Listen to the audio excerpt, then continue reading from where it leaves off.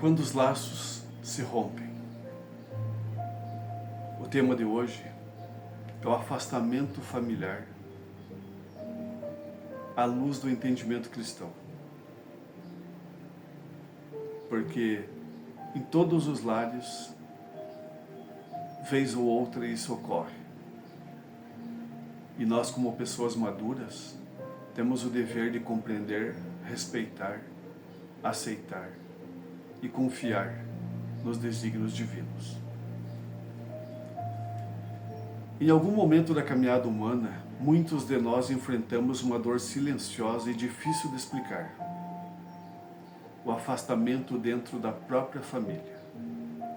Pais, irmãos, tios ou filhos que um dia partilharam a mesa conosco, a infância, as histórias e os afetos, passam a agir como estranhos, ou em situações mais dolorosas, como opositores. Desentendimentos não resolvidos, mágoas antigas, expectativas frustradas e palavras mal colocadas acabam erguendo muros quase que intransponíveis. É bem possível que você já viu na vida de outras pessoas, ou vivenciou isso, ou está vivenciando isso dentro da sua própria casa. E mesmo quando há pedidos sinceros de perdão e tentativas honestas de reconciliação, o outro pode escolher o silêncio ou a distância.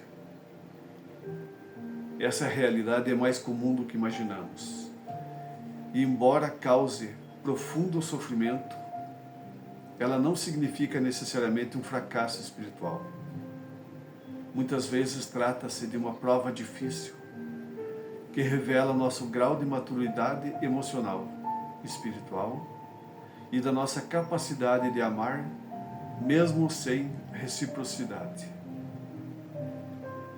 Na visão cristã, a família não é apenas um arranjo social, mas um espaço privilegiado de aprendizado e de amor, de paciência, do perdão e do serviço.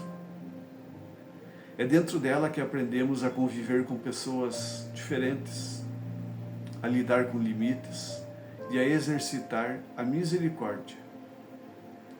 E é justamente por isso, através dos conflitos familiares que costumam ser tão intensos, que eles nos tocam as raízes mais profundas.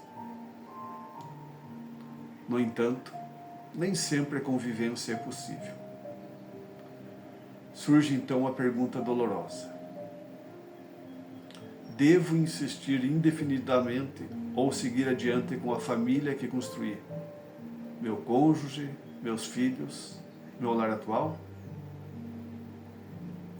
O próprio Jesus amplia a nossa compreensão sobre o que é família.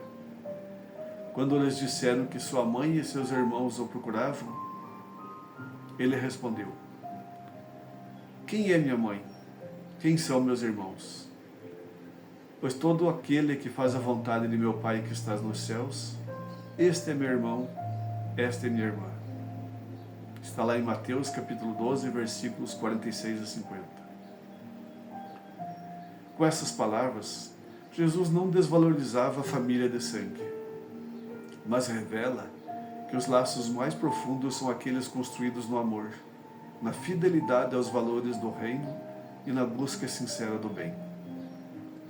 A família também se forma pelos vínculos do coração, pela comunhão de propósitos e pelo compromisso mútuo. O Evangelho é claro ao nos chamar ao perdão. Perdoar é um dever cristão e um caminho de libertação interior. Contudo, perdoar não significa aceitar abusos, humilhações constantes ou relações que ferem a dignidade e a paz. Se você, com humildade, reconheceu seus erros, pediu perdão com sinceridade e também perdoou de coração, você fez a sua parte. A reconciliação plena depende da disposição de ambos. Mas quando o outro não está pronto, é necessário respeitar o tempo a liberdade e os limites.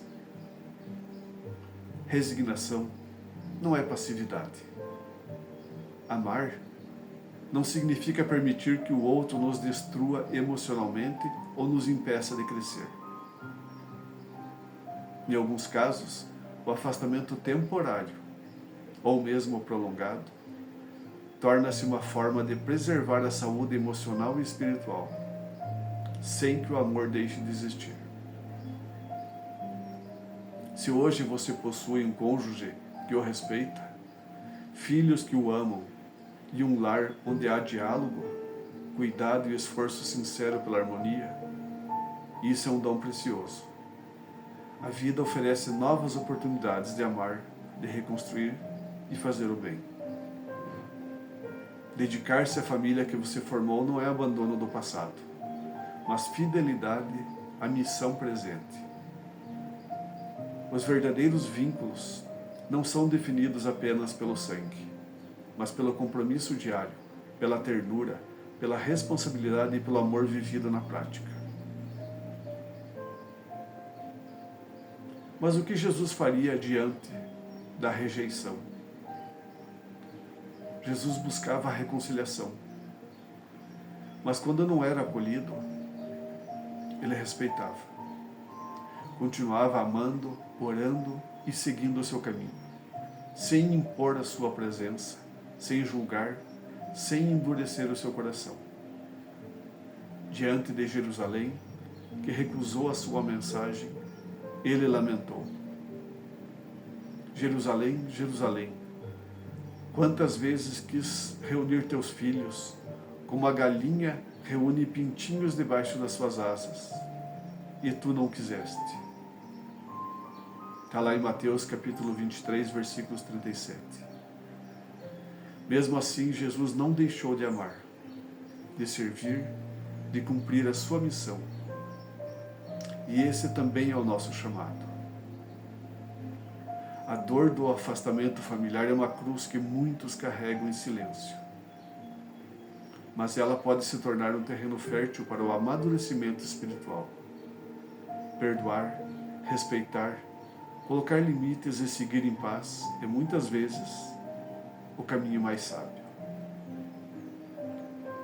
Que nossas orações alcancem aqueles que se afastaram. Que o tempo, com sua pedagogia silenciosa, cure o que hoje parece impossível. E que enquanto isso, saibamos amar bem quem caminha conosco agora. Sirvamos com alegria. Construamos o presente com fé e gratidão. E confiemos que Deus, que vê o que não vemos, saberá conduzir todas as coisas para o bem. Se você foi rejeitado, se você foi menosprezado por um familiar, por um ente querido, perdoe.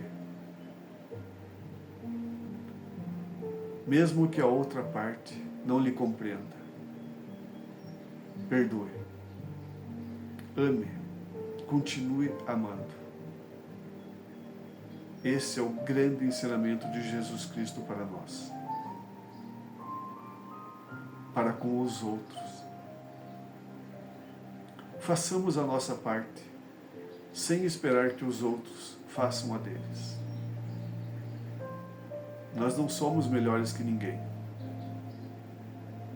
Nós não somos Jesus Cristo. Mas temos o dever de aprender a respeitar os limites, respeitar o tempo, respeitar as diferenças e aceitar que os outros às vezes não estão no mesmo nível de entendimento. Continue a sua vida. Continue orando por você e por aquelas pessoas. Porque a paz de espírito não tem preço. Seja você a diferença no mundo. Faça você a sua parte. Que a graça de Deus, de nosso Espírito, Jesus Cristo, Nossa Senhora e os benfeitores espirituais se façam presente hoje e sempre na sua vida, no seu lar